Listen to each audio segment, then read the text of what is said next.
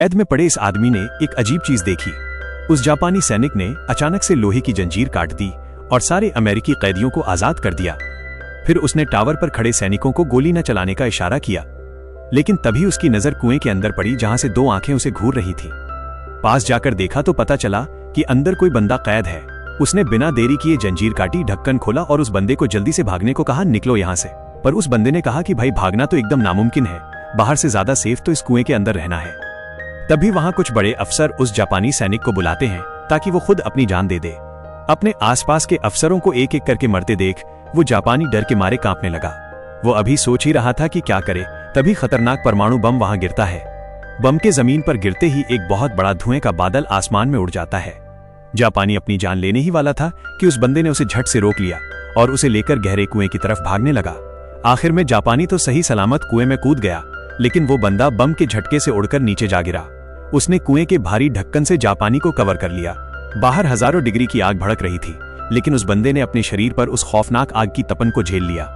थोड़ी देर बाद जब बाहर सब शांत हुआ तो जापानी को बस कुछ खरोंचें आई थी, लेकिन वो बंदा पूरी तरह जलकर राख जैसा हो गया था और हवा में गोश्त जलने की बदबू आ रही थी। पर इसके बाद जो हुआ उसे देखकर जापानी के तो होश ही उड़ गए। वो जला हुआ बंदा देखते ही देखते बिल्कुल ठीक होने लगा और वो कोई और नहीं, अपना कभी न मरने वाला वुल्वरिन था। जापानी बुरी तरह डर कर भागने लगा, पर वुल्वन ने उसे रोक लिया, बाहर जाना क्यों नहीं।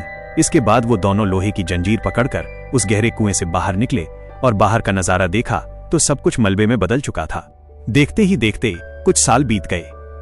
वुल्वन अब घने जंगलों में एकदम अकेला जिंदगी बिता रहा था और एक भालू के साथ मजे से रह रहा था। एक रात जंगल में अचानक गोलियां चलने की आवाज गूंजी।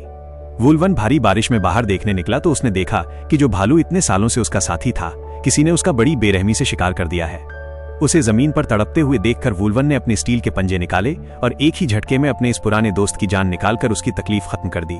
इसके बाद वुल्वरिन उस शिकारी की गंध सूंघते हुए एक बार में पहुंच गया जहां वो शिकारी अभी भी डींगे हाँक रहा था कि कैसे उस भालू ने उस पर हमला किया था।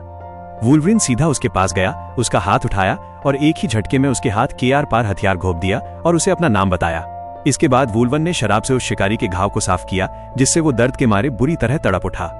गुस्से में आकर उसने तुरंत शराब की एक बोतल उठाई और वुल्वन के सिर पर दे मारी। इस बात ने वुल्वन का पारा एकदम हाई कर दिया। वुल्वन उसे सबक सिखाने ही वाला था कि अचानक किसी ने उसे रोक लिया।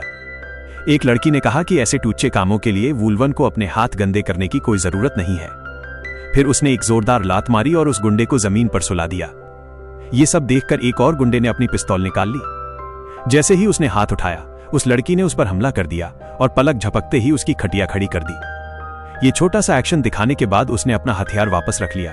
इसके बाद वो वुल्वन को वहां से अपने साथ ले गई। बातचीत से पता चला कि इस लड़की को वुल्वन को ढूंढने का काम सौंपा गया था और इसका बॉस वही जापानी बुड्ढा है जिसकी जान वुल्वन ने सालों पहले बचाई थी।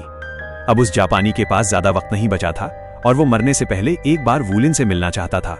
फिर वे दोनों फ्लाइट पकड़कर टोक्यो पहुंचे और अस्पताल के बिस्तर पर लेटे उस बूढ़े जापानी और उसकी बहुत ही खूबसूरत पोती मारिको से मिले।